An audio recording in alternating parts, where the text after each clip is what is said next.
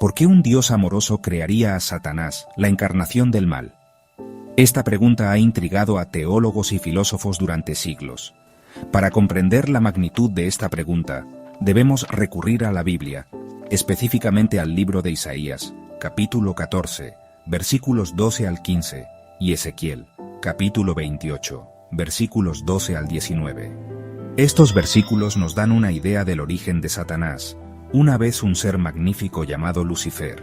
Comprender los orígenes de Satanás es crucial para comprender la naturaleza del mal en sí. Se trata de una caída de la gracia, una decisión que destrozó la perfección de la creación. Explorar esta compleja narrativa nos ayuda a entender la lucha continua entre el bien y el mal, tanto en el mundo como dentro de nosotros mismos. Al estudiar el relato bíblico de la creación de Satanás, obtenemos información sobre la naturaleza de la tentación, las consecuencias del pecado y la batalla constante por nuestras almas.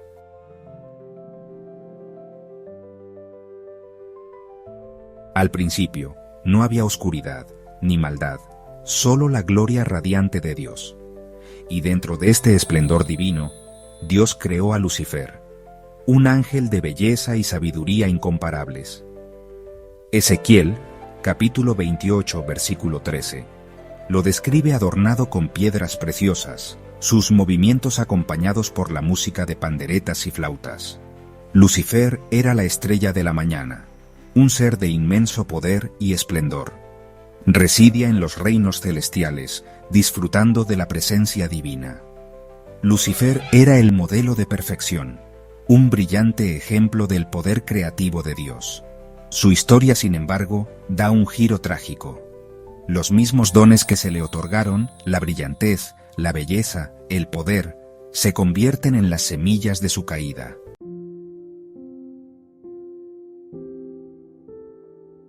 Lucifer, cuyo nombre significa portador de luz, no era un ángel ordinario. Era un querubín, un tipo de ángel que a menudo se representa en la Biblia como guardián de los espacios sagrados y la gloria de Dios. Su posición era de inmensa responsabilidad y honor, lo que reflejaba la profunda confianza que Dios tenía en él. Las Escrituras nos dicen que Dios adornó a Lucifer con una belleza y sabiduría excepcionales, convirtiéndolo en el más radiante de todos los seres celestiales. Se movía con gracia y poder.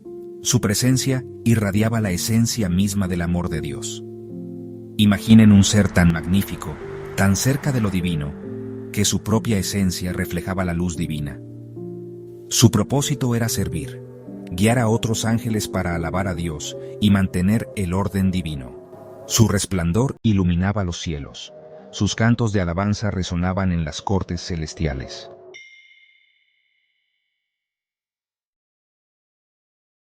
Mientras Lucifer disfrutaba de la presencia divina, un cambio sutil comenzó a ocurrir en su corazón. Los mismos dones que Dios le había otorgado, su belleza, su inteligencia, su poder, se convirtieron en fuentes de orgullo. Comenzó a compararse a sí mismo con Dios, sus pensamientos pasando de la adoración a la ambición. Se sembraron las semillas del descontento que echaron raíces en el terreno fértil de su orgullo.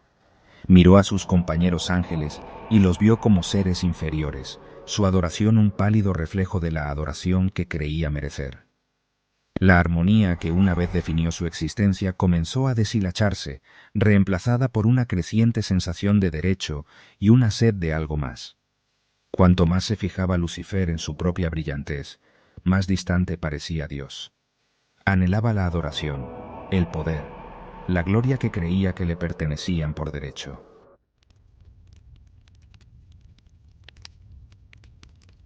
Los susurros de descontento en el corazón de Lucifer se convirtieron en un rugido, consumiendo sus pensamientos y distorsionando sus deseos.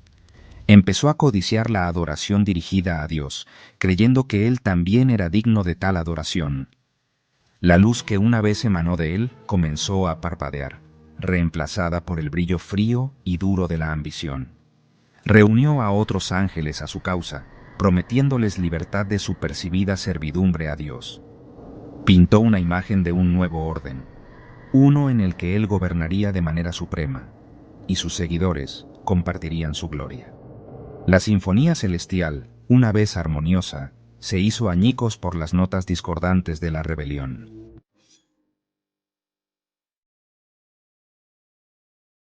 Lucifer, cegado por el orgullo, permitió que su corazón se endureciera contra Dios. Se convenció a sí mismo de que era igual al Creador, merecedor de la misma adoración y obediencia.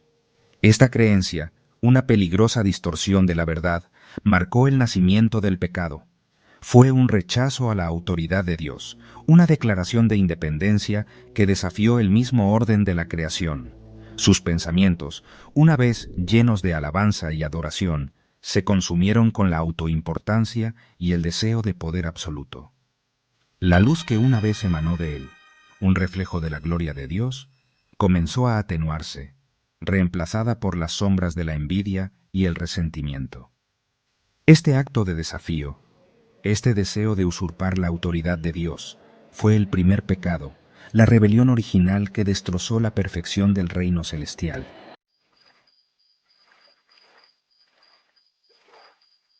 La ambición venenosa de Lucifer se extendió como la pólvora entre los ángeles. Usó su elocuencia y carisma, una vez instrumentos de alabanza divina, para tergiversar la verdad y sembrar semillas de descontento. Un tercio de los ángeles, seducidos por las palabras engañosas de Lucifer y cegados por su propio orgullo, eligieron seguirlo en su rebelión contra Dios. Las Escrituras describen una escena de caos inimaginable, mientras los cielos, una vez armoniosos, estallaron en conflicto. Los ángeles leales a Dios lucharon contra aquellos que habían sucumbido a la traición de Lucifer. Sus armas celestiales chocando en una lucha cósmica entre el bien y el mal. Los cimientos mismos de la creación temblaron cuando las fuerzas de la oscuridad chocaron con los ejércitos de la luz.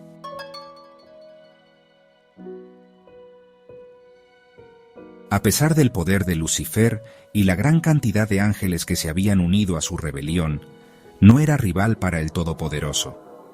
Dios, en su infinita sabiduría y justicia, no podía tolerar este desafío a su autoridad, esta corrupción de su creación.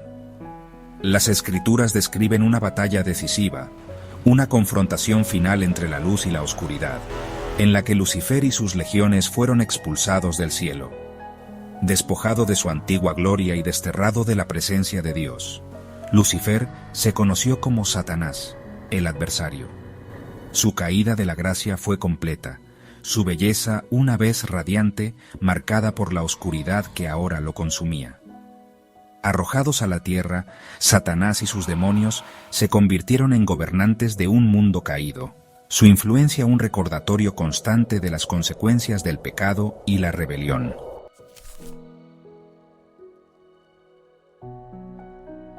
Para entender la caída de Lucifer, debemos lidiar con el concepto del libre albedrío, una piedra angular de la teología cristiana. Dios, en su infinita sabiduría, creó ángeles y humanos con la capacidad de elegir, de amarlo libremente o de rechazarlo. Este don del libre albedrío, si bien refleja el amor ilimitado de Dios, también abrió la puerta a la posibilidad de desobediencia y sus consecuencias. Deuteronomio, capítulo 30, versículo 19, dice: He puesto delante de ti la vida y la muerte, la bendición y la maldición. Escoge pues la vida, para que vivas tú y tu descendencia. Lucifer, como nosotros, se enfrentó a una elección: continuar en su camino ordenado, reflejando la gloria de Dios, o forjar su propio camino, impulsado por sus propios deseos. La trágica caída de Lucifer sirve como un duro recordatorio de que incluso los seres más radiantes pueden sucumbir al atractivo del orgullo y la ilusión de la autosuficiencia.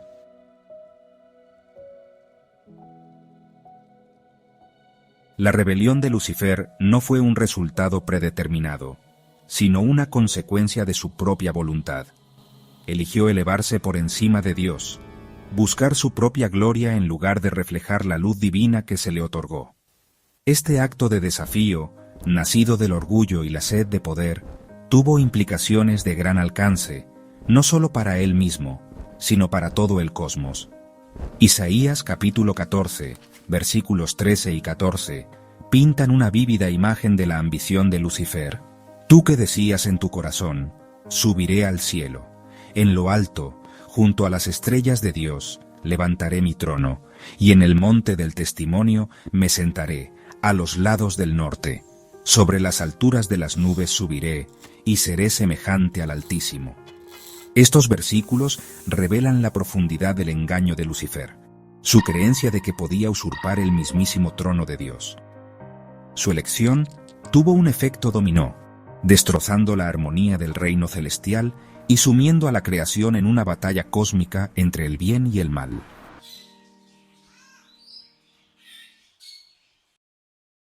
La historia de la caída de Lucifer resuena con el relato de Adán y Eva en el jardín del Edén. Ambas narrativas destacan la naturaleza seductora de la tentación, el atractivo del conocimiento prohibido y las devastadoras consecuencias de elegir la autogratificación por encima de la obediencia a Dios. Así como Lucifer tentó a los ángeles con promesas de poder y libertad, más tarde aparece como la serpiente en el jardín, tentando a Eva con el fruto del árbol del conocimiento del bien y del mal. Génesis capítulo 3, versículo 5, captura la esencia de su engaño, sino que sabe Dios que el día que comáis de él, serán abiertos vuestros ojos, y seréis como Dios, sabiendo el bien y el mal. Esta tentación, arraigada en el deseo de ser como Dios, de poseer conocimiento y poder más allá de la comprensión humana, se hace eco de la propia caída de Lucifer. Ambas historias sirven como cuentos con moraleja, recordándonos que la verdadera libertad no reside en la rebelión contra Dios, sino en la rendición a su voluntad.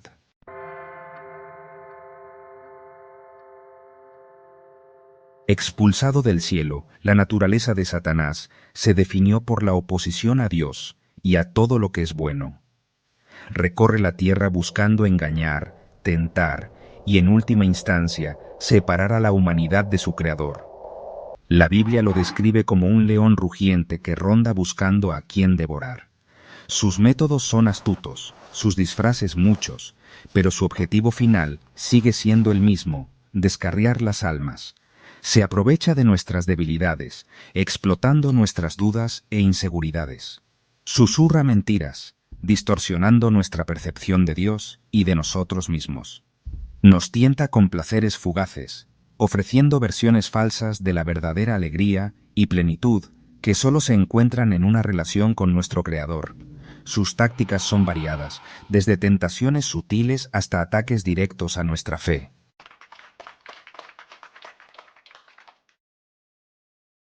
Si bien la presencia de Satanás en el mundo trae dolor y sufrimiento, también cumple un propósito paradójico: refinar nuestra fe y acercarnos más a Dios.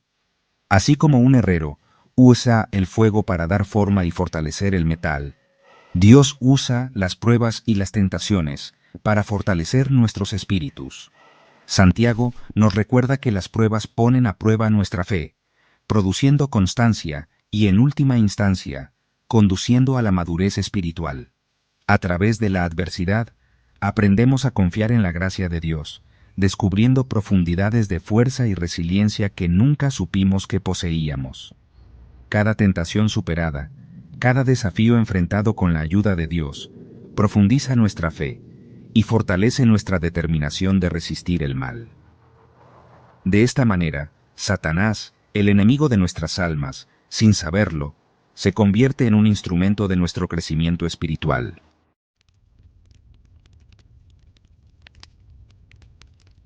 La historia de Satanás, desde sus radiantes comienzos como Lucifer hasta su caída de la gracia, es una advertencia sobre los peligros del orgullo y la tentación. Nos recuerda que incluso en la perfección existe el potencial para el mal. La batalla entre el bien y el mal se libra dentro de cada uno de nosotros todos los días. Está en las decisiones que tomamos y los deseos que motivan nuestras acciones.